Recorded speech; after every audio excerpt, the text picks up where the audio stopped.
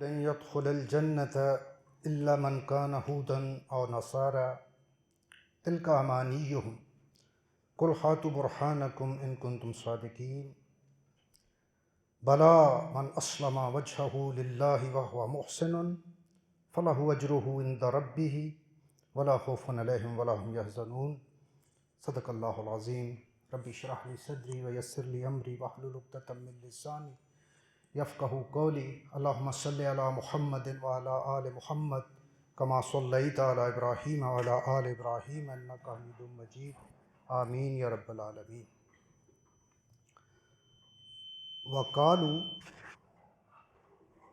وقالو اور انہوں نے کہا لن يدخل الجنہ جنت میں داخل نہیں ہوگا الا سوائے من کان ہودن جو یہودی ہو اور نصارہ یا عیسائی ہو، تلک امانیہم یہ ان کی وشول تھنکنگ ہے، یہ ان کے خیالات ہیں۔ قل ہاتوا برہانکم ان سے کہہ دیجئے کہ کوئی لاؤ دلیل ان کنتم صادقین اگر تم سچے ہو۔ پچھلی دفعہ ہم نے پڑھا تھا کہ جو یہودی تھے مدینے کے، وہ مسلمانوں سے کہتے تھے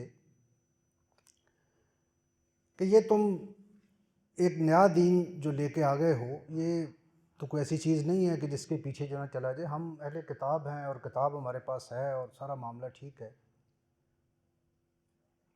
تو تم ہمارے ساتھ رہو، ادھر جانے کی کیا ضرورت ہے؟ کیونکہ یہودیوں کا بڑا ہولڈ تھا مدینہ کے اندر، اس طرف جانے کی کیا ضرورت ہے؟ اور اس طرح کے ڈاؤٹس مسلمانوں کے دماغوں میں کریٹ کرتے تھے نبی کریم صلی اللہ علیہ وسلم کے متعلق، کتاب کے متعلق، اور اس سب کا علاج جو اللہ نے بتایا وہ بتایا کہ تم نماز قائم کرو اور زکوٰۃ دو۔ ابھی ان کی ایک اور شرارت جو ہے اس کا یہاں ذکر کیا جا رہا ہے۔ آج کا یہ جو ٹاپک ہے اس لحاظ سے بڑا اہم ہے کہ یہاں جو نجات کا ایک کانسیپٹ ہے کہ نجات انسانوں کی کیسے ہوگی، وہ بڑا اللہ تعالیٰ نے یہاں کلیئر کر دیا۔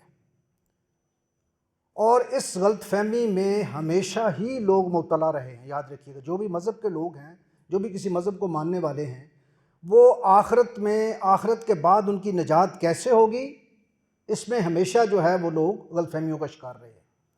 اور ان غلط فہمیوں کا شکار جو تھے یہ بھی تھے، یہود بھی تھے اور نصارہ بھی تھے، یعنی یہودی بھی تھے اور عیسائی بھی تھے۔ اور انہوں نے ابھی مسلمانوں کو کیا کہنا شروع کر دیا؟ انہوں نے کہا اگر تم جنت میں جانا چاہتے ہو، مقصد تو جنت میں جانا ہے نا، اللہ کے نبی کو فالو کرنا، کتاب کو فالو کرنا، ان تمام چیزوں کو فالو کرنے کا مقصد ایک ہی ہے کہ اللہ کے جنت میں جانا ہے۔ تو دیکھو، اس کے لیے تمہیں کسی اور طرف جانے کی ضرورت نہیں ہے۔ یہودی کہتے تھے تم یہودی ہو جاؤ تو جنتی ہو، اور عیسائی کہتے تھے تم عیسائی بن جاؤ تو جنتی ہو۔ کیوں کہتے تھے؟ ان کی سب سے بڑی جو غلط فہمی تھی، یہودیوں کی بات کر لیتے ہیں پہلے۔ یہودیوں کو یہ ہمیشہ سے فخر رہا ہے کہ ہم چونکہ انبیاء کی اولاد ہیں، اللہ کے ہم بڑے چہیتے ہیں، اللہ نے ہمارے اوپر من و سلوہ بھی اتارا، ہمیں فرعون سے بھی رہائی دی، ہمارے لیے موسیٰ علیہ السلام نے عصا مارا اور 12 چشمے پھوٹ پڑے اور ہمیں پانی کی بہتات ہوئی، ہم اللہ کے سلیکٹڈ لوگ ہیں، اس لیے جنت میں جانا جو ہے وہ ہمارا حق ہے۔ ہم خواہ کچھ بھی کرتے رہیں، ہم نبیوں کو قتل کرتے رہیں، ہم کتاب کو نہ دیکھیں، ہم کوئی عمل بھی نہ کریں، لیکن جنت میں جانا ہمارا حق ہے، اس لیے کہ ہم یہودی۔ عیسائی کیا کہتے ہیں؟ عیسائیوں کو دیکھ لیجئے، عیسائی کہتے ہیں کہ عیسیٰ علیہ السلام جو آئے ہیں وہ ہمارے تمام گناہوں کا کفارہ ادا کر گئے، انہوں نے مصلوب ہو گئے، سولی پہ چڑھ گئے، اور ہمارے جتنے گناہ تھے ان تمام کا وہ ادا کر کے گناہوں کا کفارہ وہ چلے گئے۔ اب ہم نے صرف یہ کرنا ہے کہ ہر اتوار کو جا کر پوپ کے سامنے یا اپنے فادر کے سامنے، جس کو وہ کہتے ہیں، صرف یہ اقرار کرنا ہے کہ جی میں نے اس ہفتے یہ گناہ کیے۔ جب وہ یہ گناہ کر لیں گے، یہ اقرار کر لیں گے، تو فادر ان کے لیے دعا کریں گے اور بس ان کے گناہ بخشے گئے اور وہ سیدھے جنت میں ہیں، ان کا معاملہ ہی ختم ہو گیا۔ ابھی آپ دیکھیں ذرا کہ اس کانسیپٹ میں کہ صرف کسی خاص نسل سے ہونا، کسی خاص قوم سے ہونا، یہ ضروری ہے، یہی صرف ریکوائرمنٹ ہے کہ انسان جو ہے وہ جنت میں چلا جائے۔ اللہ رب العزت کی ذات نے ان کے اس کانسیپٹ کو یہاں غلط کرنے کی کوشش کی ہے، بتانے کی کوشش کی ہے کہ یہ ایسے نہیں ہے۔ ہمارے ہاں بھی لوگ سمجھتے ہیں یہی چیز کہ جی کوئی کسی کے ساتھ کوئی تعلق ہوگا، کسی پیر صاحب کے ساتھ یا کسی اور کے ساتھ، تو جناب بخشش تو ہو ہی جانی ہے، وہ ہمارا بازو پکڑ کے لے جائیں گے۔ اللہ چاہے جہاں ہمیں جہنم میں ڈالنا چاہتا ہو وہ ہمارا بازو پکڑیں گے اور ہمیں جنت میں لے جائیں گے۔ نبی کریم صلی اللہ علیہ وسلم کی امت ہیں، ان کی امت میں ہیں تو جنت میں جانا تو ہمارا جناب ٹھہر ہی گیا ہے، ہوگا کوئی تھوڑے بہت دوزخ میں جانا بھی پڑا تو کوئی بات نہیں۔ سب سے پیارا نبی کریم صلی اللہ علیہ وسلم کو کون تھا؟ فاطمہ رضی اللہ تعالیٰ عنہ، سب سے زیادہ پیار تھا اپنی بیٹی سے۔ حسن اور حسین، فاطمہ رضی اللہ تعالیٰ عنہ سے کہا کہ آپ جو ہے جنت کی عورتوں کی سردار ہوں، دنیا میں بشارت دے دی ہوں، اور حسن حسین کو کہا یہ جنت کے جو نوجوان ہیں ان کے سردار ہوں گے۔ لیکن کیا کہتے تھے حضور نے؟ کیا کہا؟ فاطمہ یاد رکھو، مجھ سے دنیا میں جو کچھ لینا ہے لے لو، اللہ کے ہاں آخرت میں میں تمہارے لیے کچھ نہیں کر سکوں گا، وہاں تمہارے اعمال ہوں گے اور اللہ کی رحمت ہوگی، اس کے علاوہ کوئی چیز نہیں ہوگی، وہاں میں کچھ نہیں کر سکوں گا۔ سید الانبیاء یہ بات کر رہے ہیں کہ فاطمہ تمہارے لیے جو سب سے جگر کا ٹکڑا ہے، جو پیاری ہے سب سے، جس کو جنت کی بشارت بھی دے دی، لیکن وہ جنت کی بشارت اس لیے نہیں ان کو ملی تھی کہ وہ جو ہے وہ اللہ کے نبی کی بیٹی ہیں، اس لیے نہیں ملی تھی، ان کو اپنے اعمال کی وجہ سے ملی تھی۔ جو ان کا ایمان تھا، جس طریقے سے انہوں نے صبر کیا مختلف حالات میں، جس طریقے سے آپ صلی اللہ علیہ وسلم کا ساتھ دیا ہر جگہ پہ اور اللہ کے دین پر قائم رہی، یہ تھا اصل میں ان کا کریڈٹ۔ آپ نے اپنی پھوپھی سے کہا، حضرت صفیہ رضی اللہ تعالیٰ عنہ سے، کیا میری پھوپھی دنیا میں مجھ سے جو لینا ہے لے لو، آخرت میں میں تمہارا دفاع نہیں کر سکوں اللہ کے سامنے، اللہ کی پکڑ سے میں تمہیں نہیں بچا سکوں گا، اگر تمہارے اپنے اعمال کی وجہ سے اللہ نے تمہیں پکڑ لیا تو میں نہیں بچا سکوں گا۔ تو ابھی آپ یہ سوچیں کہ اگر اس طرح کا معاملہ ہے کہ جی اللہ کا نبی بھی اپنی اس جگر گوشے کو نہیں بچا سکتا ہے، تو باقی سارے کس کھاتے میں، میں اور آپ کس چکر میں؟ یہ چیز یہاں اللہ تعالیٰ جو ہے وہ ان کو بھی سمجھانے کی کوشش کی جا رہی ہے، کیونکہ یہودیوں نے اس کانسیپٹ کو بہت خراب کیا ہوا تھا۔ لن تمسنا النار ایاما معدودات، چند دن، بس گنتی کے چند دن ہمیں چھوئے گی آگ۔ وہ کہتے ہیں کہ ابراہیم علیہ السلام کھڑے ہوں گے جب ہمیں جہنم کی طرف لے جایا جا رہا ہوگا، وہ وہاں روکیں گے کہ نہیں ان کو کدھر لے کے جا رہے ہو بھائی، یہ تو میرے ماننے والے ہیں، یہ تو یہودی ہیں، ان کو لے جاؤ جنت کی طرف، اور وہاں سے ہمیں صرف ایک چکر لگا کے دوزخ کا ہمیں جو ہے واپس لایا جائے گا اور ہم جنت میں چلے جائیں گے۔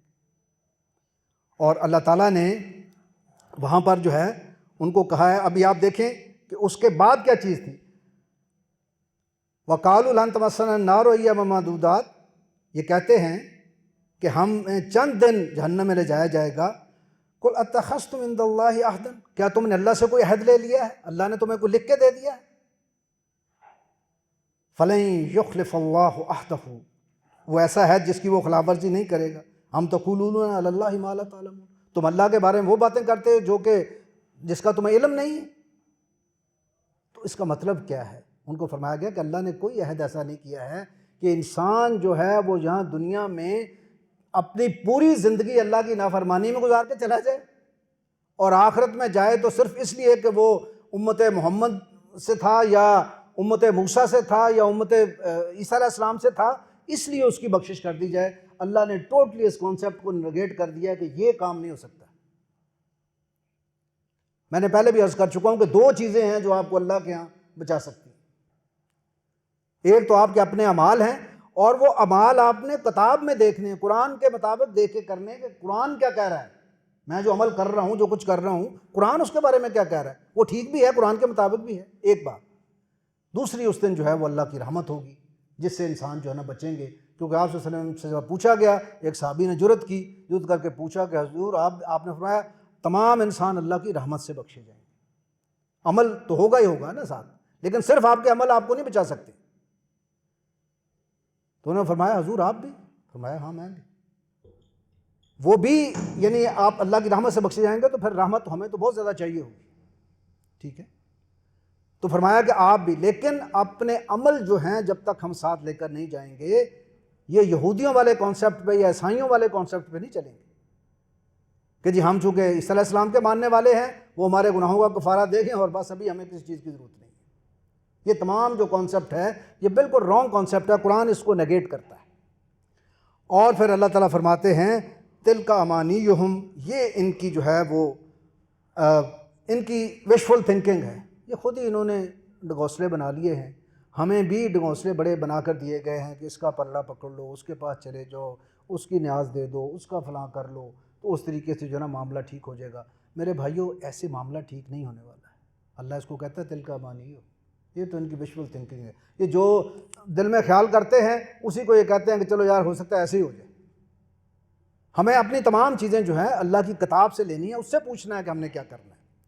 اور پھر فرمایا کہ ان کی ہیں قل ہاتوا برہانکم، ان سے کہو کہ لاؤ کوئی ثبوت اگر تمہارے پاس ہے، کہیں اللہ نے لکھ کے دیا ہے تمہیں، کہیں اللہ نے اگر کچھ کہیں کیا ہے تو پھر اس طرف آؤ، دیکھو، بتاؤ ہمیں آ کے، ان کنتم صادقین، اگر تم واقعہ ہی سچے ہو، اگر تم یہ بات جو کر رہے ہو اگر تم اس میں سچے ہو تو پھر لاؤ اس کو۔ یعنی باقیوں کو تم کہہ رہے ہو کہ جو تمہارے یہودی بن جائے گا یا بن جائے گا تو وہ جنت میں چلا جائے گا، اس طرح کا کوئی معاملہ جو ہے ہونے والا نہیں۔ تو نجات کا راستہ کیا ہے؟ پھر اگلی آیت میں اللہ رب العزت کی ذات بتاتی ہیں کہ آؤ میں تمہیں بتا دوں اصل مسئلہ، اصل کام کرنا کیا ہے۔ تم بلا، نہیں، بلکہ نہیں، من اسلم وجہہ للہ، جس نے اپنا چہرہ جھکا دیا اللہ کے سامنے، وہو محسن، اور وہ محسن تھا۔ دو چیزیں اللہ نے فرمائی، ایک تو یہ ہے کہ اپنے چہرے کو، اپنے آپ کو اللہ کے سپرد کر دے۔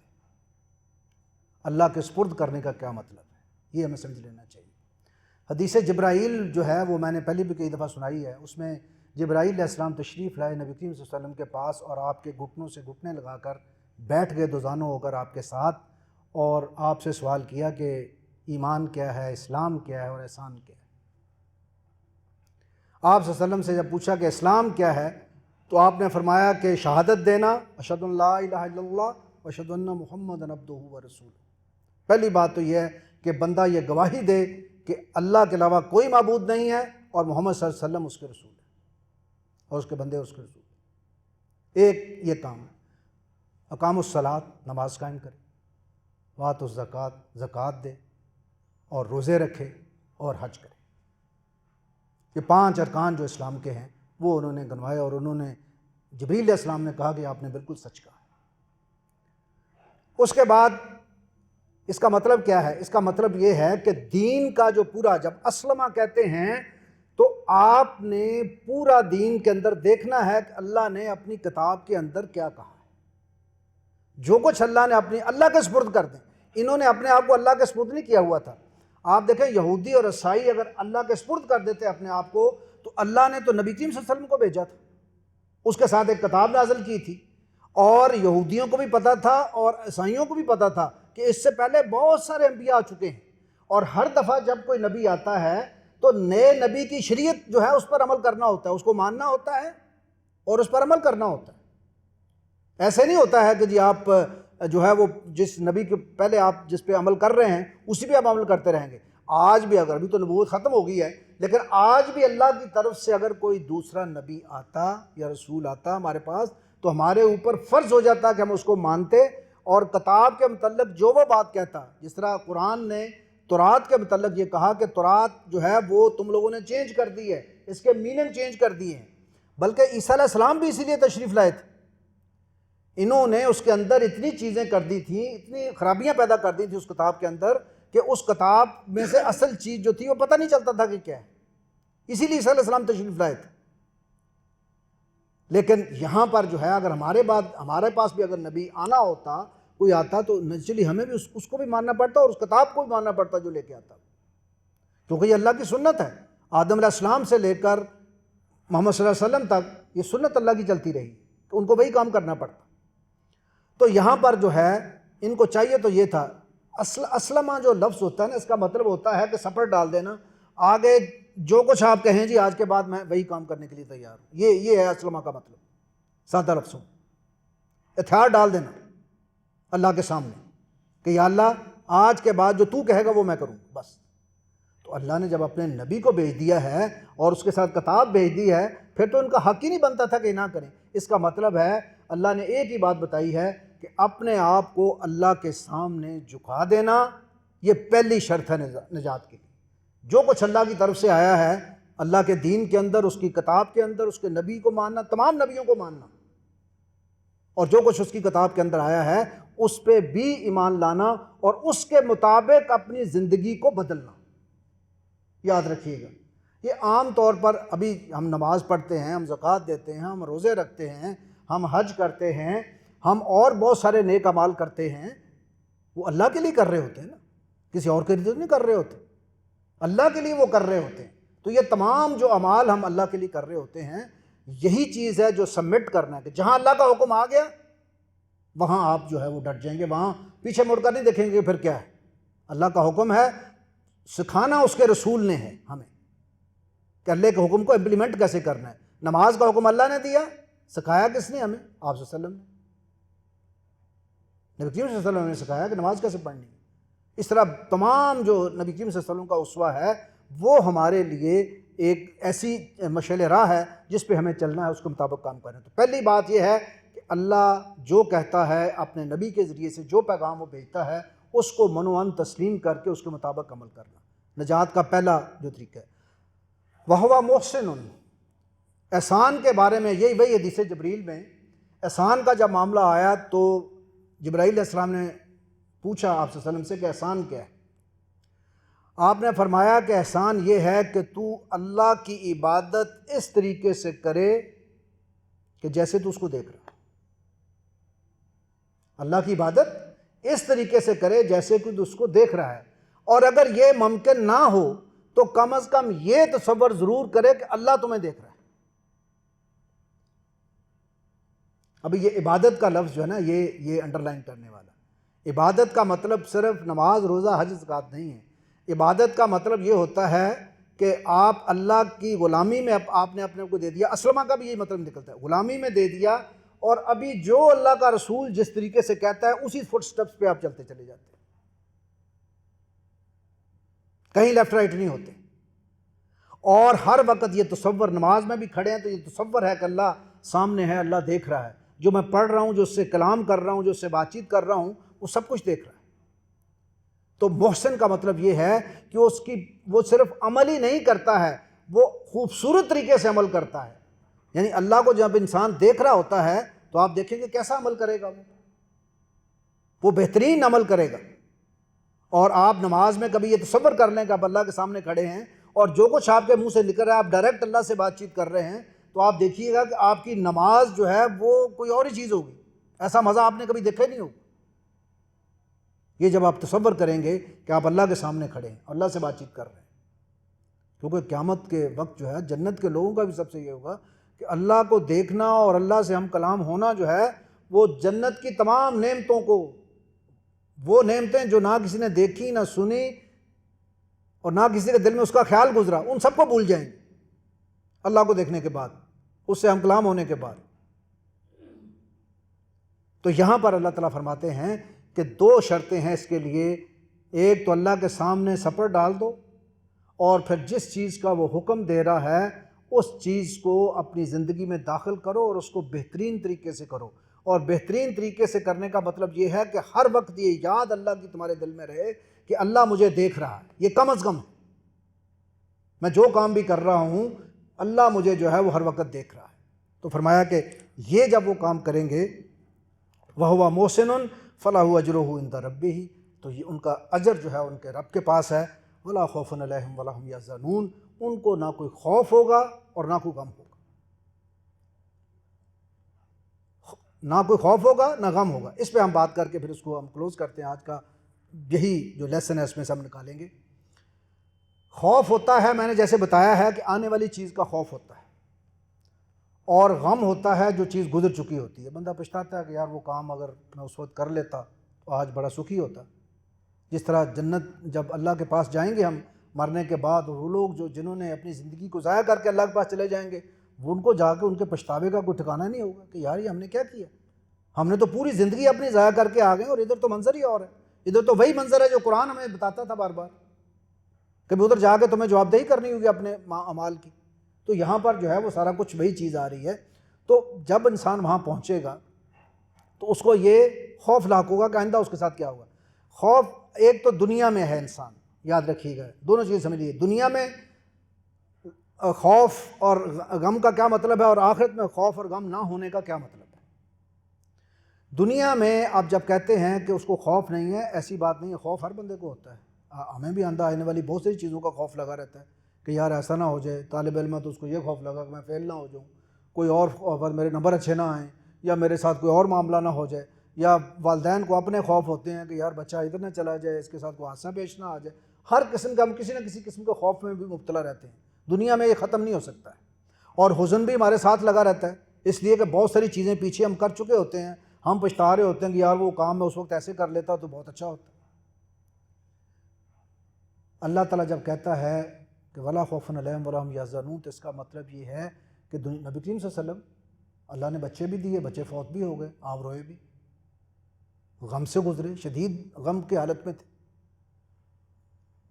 تو اس کا مطلب ہے کہ غم اور حزن اور یہ خوف بھی ذرا لگا رہتا ہے. جنگ بدر کی رات تھی، آپ صلی اللہ علیہ وسلم دعائیں کر رہے تھے اللہ سے، یا اللہ یہ تھوڑے سے لوگ ہیں، یہ اگر ختم ہو گئے تو اس کے بعد تو پھر تمہارا نام لینے والا کوئی دنیا میں نہیں رہے گا. یہ 313 ہی ہیں میرے پاس جن کو میں لے کے آ گیا. یہ اگر آج مر گئے تو بات ختم ہے. خوف تھا نا ایک، اللہ سے دعائیں کر رہے. لیکن دنیا میں جو اللہ والے ہوتے ہیں ان کو جو خوف ہوتا ہے یا ان کا حزن جو ہوتا ہے اس کے اثرات ان پہ نہیں ہوتے. مطلب اس طرح کے اثرات نہیں ہوتے ہیں کہ وہ نا امید ہو کے بیٹھ جائیں، وہ بالکل ہاتھ چھوڑ دیں کہ یار پتہ نہیں میرے ساتھ ابھی کیا ہو گیا ہے. ان کا دل جو ہے اندر سے وہ مطمئن رہتا ہے، کیونکہ انہوں نے اللہ کے سامنے معاملات کو اللہ کے حوالے کر دیا گیا ہوتا ہے. اس لیے ان کا دل ہمیشہ جو ہے اس پہ مطمئن رہتا ہے. اس دنیا میں خوف اور غم کے جو بھی چیزیں آتی ہیں ان کو وہ اتنی ڈسٹرب نہیں کرتی ہیں جتنی کہ ہمارے عام لوگوں کو جن کے ساتھ ہوتا ہے، جو اس چیز پہ یقین نہیں رہتا ہے، جس کا اللہ کے ساتھ تعلق مضبوط نہیں ہے، اس پر جو گزرتی ہے وہ اس پر نہیں گزرتی. اس کی بہت ساری مثالیں آپ نے دنیا میں دیکھی ہوں گی. اللہ والے لوگ ہوتے ہیں، وہ ہوتا ہے وہ کہتے ہیں ٹھیک ہے اللہ نے جو کچھ کیا ہے بہتری کیا ہے، صبر ڈال دی نا اللہ کے سامنے تو اس نے ٹھیک ہی کیا ہے. ہم جو ہے نا ہمارا کام اللہ نے یہ ہے کہ ہم نے صبر کرنا ہے اس کے اوپر، تو اللہ تعالیٰ جو ہے نا اس پہ صبر کرتے ہیں. ابھی یہی چیز آخرت میں چلے جائے. آخرت میں کیا ہوگا؟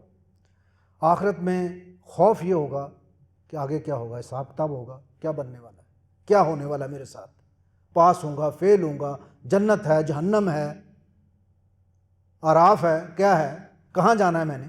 تو خوف میں ہر انسان وہاں مبتلا ہوگا. اور حزن یہ ہوگا کہ یار کاش دنیا میں گئے تھے، اللہ نے اتنا ٹائم دیا تھا، پیسہ بھی تھا، جوانی بھی تھی، زندگی بھی تھی، سب کچھ ملا تھا، وہاں کچھ کر لیتے. تو وہاں یہ حزن بھی ساتھ ساتھ چل رہا ہوگا. لیکن یہ حزن اور یہ خوف ان لوگوں کے ساتھ چل رہا ہوگا جنہوں نے اس دنیا کے اندر اپنے آپ کو اللہ کے سامنے سبمٹ نہیں کیا. یہاں نافرمانیوں پہ نافرمانیاں، یہاں صرف یہ کہ یار فلاں مجھے بچا لے گا تو فلاں میری سیفٹی کر لے گا، تو میں چونکہ فلاں قوم سے ہوں یا فلاں فرقے سے ہوں یا فلاں جگہ سے ہوں تو اس لیے مجھے بچا لیا جائے گا. ایسا کبھی بھی نہیں ہوگا. وہاں پر انسان کو یہ دنیا کا غم لگا ہوگا کہ یار میں پیچھے چھوڑ آیا ہوں. لیکن جو اللہ والا ہوگا یاد رکھیے اس کے لیے نہ کوئی حزن ہوگا اور نہ کوئی خوف ہوگا. اس کے لیے نہ آنے والی چیز کا خوف ہوگا نہ اس کا ہوگا. بلکہ آپ صلی اللہ علیہ وسلم کی حدیث بھی ہے، اس میں فرمایا کہ مومن کے لیے تو ایسے وہ ٹائم جو ہے باقی سب کے لیے جو گناہ گار لوگ ہوں گے باقی رہے گا ان کے لیے وہ وقت بڑا لمبا ہوگا.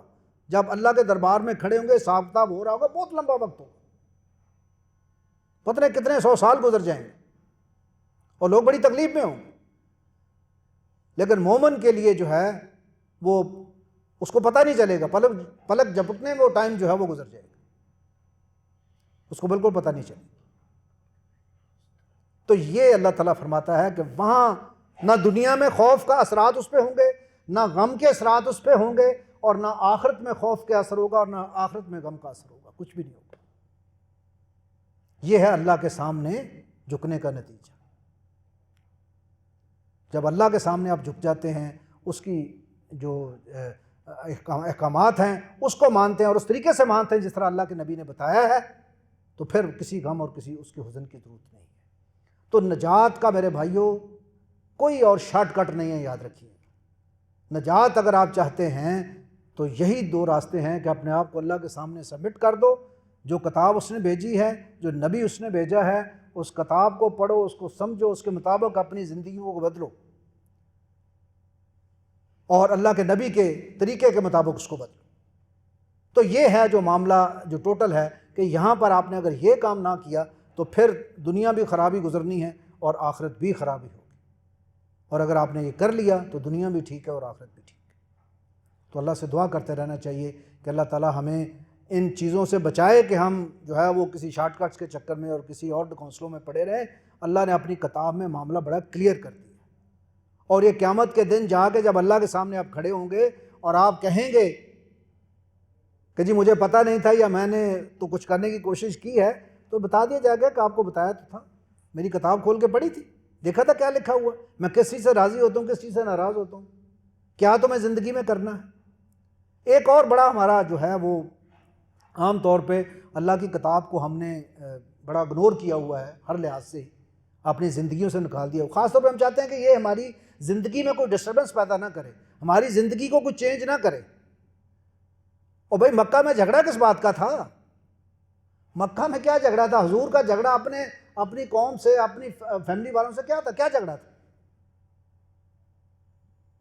اگر کتاب نے کچھ چینج نہیں کرنا تھا تو وہ مان لیتے کہ یہ کتاب ہے، وہ کہتے ٹھیک ہے جی یہ اللہ کی کتاب ہے، آپ اپنے پاس رکھیں، آپ اپنا کام کریں، ہم اپنا کام کر رہے ہیں۔ ایسے ہی ہے نا؟